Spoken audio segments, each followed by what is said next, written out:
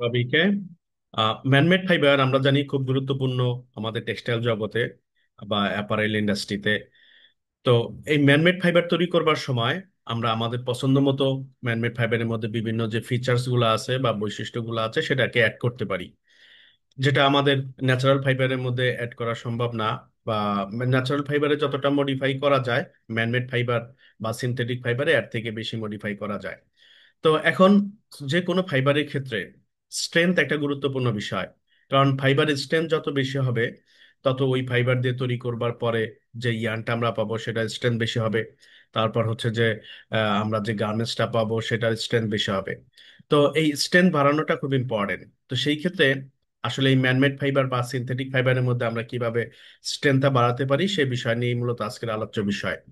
এখন man-made fibre তৈরি করবার সময় আমরা জানি যে আহ, অধিকাংশ ম্যানমেড ফাইবার আমরা বিভিন্ন সিস্টেমে আমরা ম্যানমেড ফাইবার গুলা প্রডিউস করতে পারি। তার মধ্যে একটা সিস্টেম হচ্ছে মেল্ট স্পিনিং প্রসেস বা ফাইবার গুলা।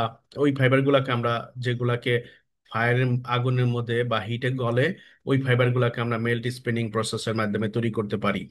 দেন হচ্ছে আমাদের ওয়েট স্পিনিং প্রসেস আছে, ড্রাই স্পিনিং প্রসেস আছে। তো এইগুলা বিভিন্ন স্পিনিং প্রসেস আছে যে প্রসেসের মাধ্যমে আমরা এই সিনথেটিক ফাইবার গুলা তৈরি করি। এখন আমরা এখানে ধরে নিচ্ছি যে আমরা যে ফাইবারটা তৈরি করব সেটা হচ্ছে যে মেল্ট স্পিনিং এর মাধ্যমে তৈরি হবে।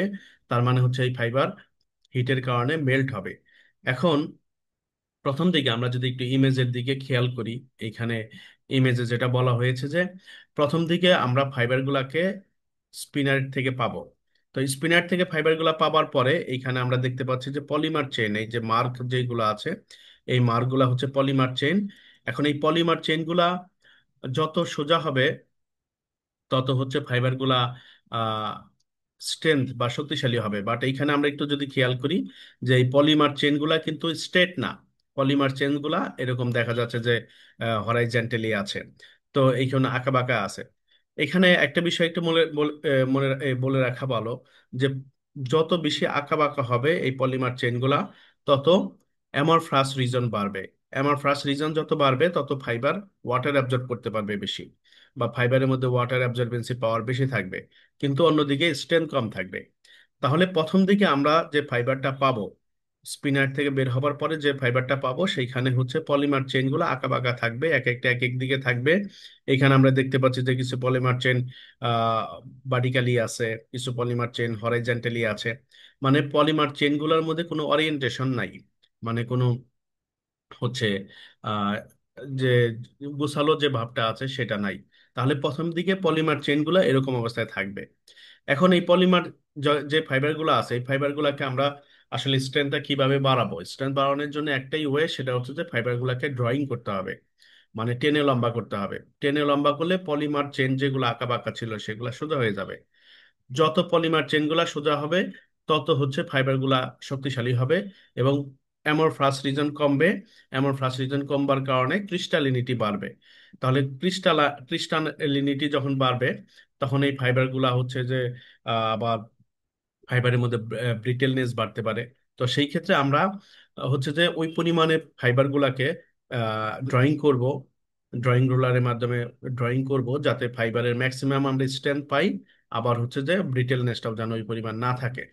তো এখানে ব্রিটেলনেস বলতে আসলে আমি ভঙ্গুর মানে ফাইবারগুলা বাঁকা করলে ভেঙে যেতে পারে এটাকে বোঝানো হচ্ছে।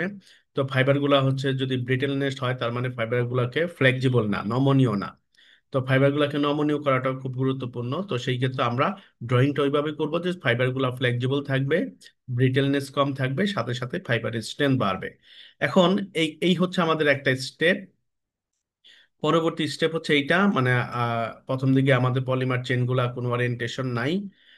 পরবর্তীতে পলিমার চেনগুলা হচ্ছে ওরিয়েন্টেশনে আসছে। এখানে বলা হয়েছে ওরিয়েন্টেড মেসোফেস। ওরিয়েন্টেড মেসোফেস হচ্ছে আমাদের স্মেনলি স্পিনিং প্রসেস যেখানে ফাইবারগুলা ড্রয়িং হয়। এখানে আমরা একটু একটু যদি খেয়াল করি যে এই যে চেইনগুলা যে আঁকা বাঁকা ছিল এটা অনেকাংশে একটু স্ট্রেট হয়ে আসছে।